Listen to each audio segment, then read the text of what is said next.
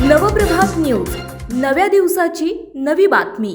Sinhagad dental कॉलेजमधील विभाग प्रमुख असलेल्या एका 45 वर्षीय डॉक्टर प्राध्यापकाने राहत्या घरी गळफास लावून आत्महत्या केल्याची घटना शुक्रवारी दिनांक 6 मार्च रोजी घडली। कामाच्या अतिताणामुळे ही आत्महत्या केल्याची प्राथमिक माहिती समोर आली आहे। या प्रकरणी सिंहगड रोड पोलिसात घटनेची नोंद करण्यात आली आहे।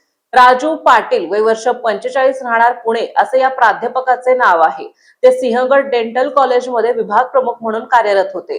दुपारी पाटील यांच्या पत्नी घरी आल्यावर त्यांना पती गळफास घेतलेल्या अवस्थेत आढळले। त्यांनी तत्काळ या घटनेची माहिती पोलिसांना दिली।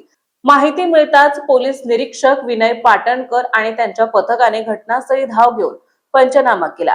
घटनेचा तपास करीत असताना पोलिसांना घटनास्थळी एक सुसाईड नोट सापडली। कामाच्या वाढत्या ताणामुळे आपण हे पाऊल उचलत असल्याचं त्यांनी चिठ्ठीत नमूद केलं असल्याची माहिती पोलिसांनी दिली आहे। आत्महत्येमागे केवळ कामाचा ताण हे एकमेव कारण आहे की काही आणखी, याचा तपास पोलिसांकडून सुरू आहे।